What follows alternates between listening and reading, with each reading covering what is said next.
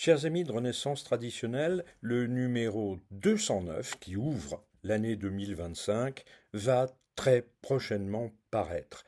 Dans le dossier central, vous allez retrouver la deuxième partie d'une étude qui avait été commencée l'an dernier et dont le titre générique était Chandelier, piliers et colonnes, histoire polymorphe d'une triade complexe. Vous vous souvenez sans doute que dans la première partie, nous avions évidemment, à tout seigneur, tout honneur, nous avions d'abord abordé la question des deux colonnes J et B du temple de Salomon, d'abord pour s'interroger et savoir pour quelles raisons, selon les rites de type ancien ou de type moderne, elles n'occupent pas la même place dans les temples maçonniques, mais aussi pour s'interroger sur la réalité archéologique, car il est clair que dans le temple de Salomon, elles étaient soit au nord, soit au sud, et que le texte biblique permet très facilement de l'établir. Nous nous étions également penchés sur les correspondances symboliques que très tôt la maçonnerie spéculative a établies entre ces colonnes. Également, dans la première partie, on avait abordé la question du ternaire, du fameux ternaire sagesse, force et beauté, d'abord et avant tout pour en rechercher l'origine et la signification initiale, qui ne sont pas à rechercher dans les profondeurs de la Kabbale, comme on l'entend parfois, mais qui viennent tout droit de la théologie médiévale. Dans la deuxième partie de cette étude, qui va donc être publiée dans le numéro 209, nous arrivons à la question des ordres d'architecture et naturellement des trois principaux, des trois plus anciens d'entre eux, le dorique, l'ionique et le corinthien, pour s'interroger et tenter de savoir dans quelles circonstances, selon quelles modalités, pour quelles raisons. Et d'ailleurs, tout ça s'est fait beaucoup plus tardivement qu'on ne l'imagine souvent. Tout cela a été introduit dans le symbolisme maçonnique. Il y a aussi une autre question qui est encore plus délicate et peut-être plus mystérieuse, c'est la question des correspondances, de l'attribution de chacun de ces trois principaux ordres d'architecture aux trois officiers principaux de la loge, le vénérable et les deux surveillants. On verra que tout ce système symbolique s'est constitué de manière progressive après un certain nombre de tâtonnements, d'hésitations, et au-delà de l'exemple intéressant que constituent les trois ordres d'architecture, c'est aussi une manière de rappeler que l'ensemble des systèmes symboliques de la maçonnerie ne sont pas tombés définitivement constitués du ciel du grand architecte, mais ont été fabriqués au fil des décennies, après d'ailleurs souvent un certain nombre de tentatives avortées. Il y a donc en quelque sorte un reportage sur la formation d'un système symbolique. Dans la grande section des Varia, vous allez découvrir le premier volet d'une étude qui en comptera a priori 6 et qui s'échelonneront dans les différentes livraisons à venir de la revue. Il s'agit de l'histoire remarquablement documentée, très vivante et très bien illustrée d'une loge de Joigny en Bourgogne de la fin du XVIIIe à la fin du XIXe siècle. J'ai toujours pensé que si l'histoire générale de la franc-maçonnerie, de ses institutions, des courants intellectuels qui l'ont animée et parfois perturbée, était évidemment nécessaire pour comprendre dans son ensemble le phénomène maçonnique, il n'en demeurait pas moins que la vie de la maçonnerie, ce que le regretté Jean Verdun appelait la réalité maçonnique, ne se situe pas dans les grands mouvements institutionnels, mais dans les loges, dans leur vie quotidienne, dans leurs histoires singulières, dans les aventures qu'elles sont amenées à vivre et avec elles leurs membres. Et c'est précisément ce que vous retrouverez dans cet article qui documente remarquablement l'histoire d'une loge, dans l'ombre en quelque sorte de la grande histoire de la maçonnerie et de la grande histoire d'une manière générale. C'est un travail remarquable signé de Christian Levesque et qui reflète le travail collectif d'une loge d'études et de recherche de la loge nationale française, la loge Jean-Luc Dauphin.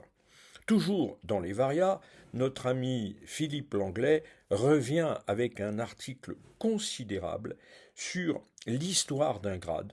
Le titre de l'article, d'ailleurs, annonce un certain mystère. Ça s'appelle le chaînon manquant. Il s'agit en l'occurrence du grade de maître secret.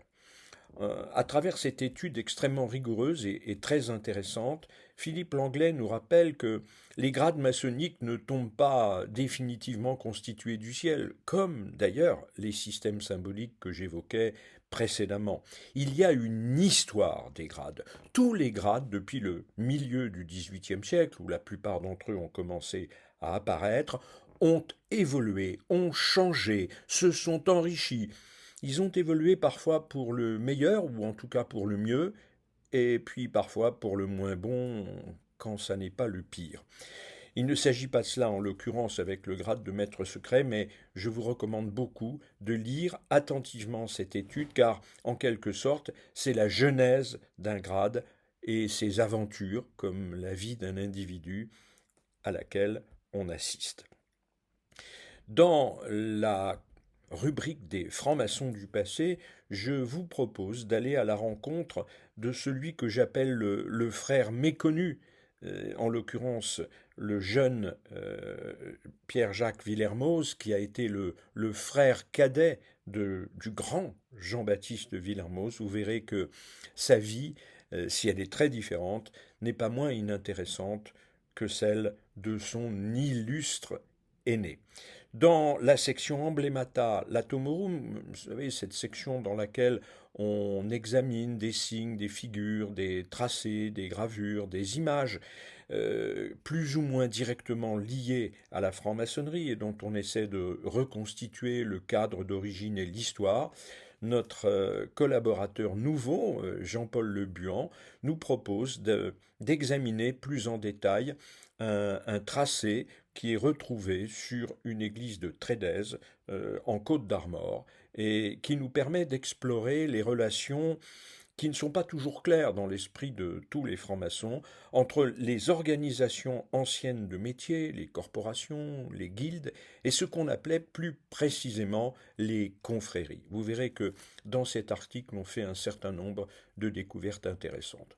Il y a une rubrique qui revient également régulièrement dans la revue et qui s'intitule Retour au classique. Alors dans cette rubrique-là, nous essayons de prendre en considération un ouvrage, une brochure, un livre, qui a joué un rôle important dans l'histoire de la franc-maçonnerie. Et on essaie de retracer son histoire, son origine, les circonstances de sa rédaction et sa postérité. Dans le numéro 209, je vous propose de nous pencher sur la première grande divulgation française imprimée, qui a été publiée pour la première fois à Paris en 1744, Le secret des francs-maçons.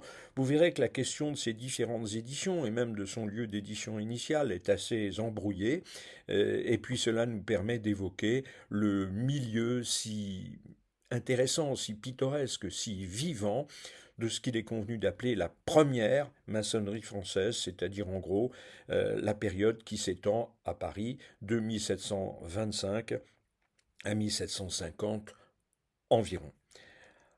Et puis, bien entendu, notre ami Jean-Michel Matonnière est fidèle à la rubrique Côté compagnonnage et un peu en contrepoint à l'article qui est publié dans le même numéro dans le cadre du dossier central sur les colonnes, les chandeliers et les piliers, Jean-Michel essaie d'aborder la question des ordres d'architecture dans la symbolique compagnonique. Là encore, introduction plus ou moins tardive, avec des distorsions de sens par rapport à la maçonnerie, qui n'est pas la fille du compagnonnage, Jean-Michel l'a démontré depuis longtemps, mais qui lui a beaucoup emprunté. Enfin, vous ne pourrez pas refermer ce numéro sans consulter avec délectation les comptes rendus de lecture si précis, si ciselés que nous offre Pierre Lachkareff. Et dans ce numéro-ci, il se penche sur une biographie attendue depuis longtemps et que seul Serge Caillet pouvait rédiger, une biographie consacrée à Robert Amblin.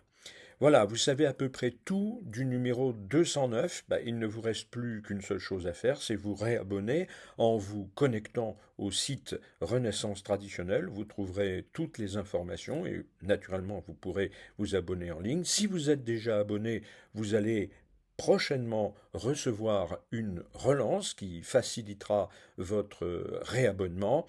Et puis, encore une fois, merci de votre fidélité, merci de vos encouragements et à bientôt.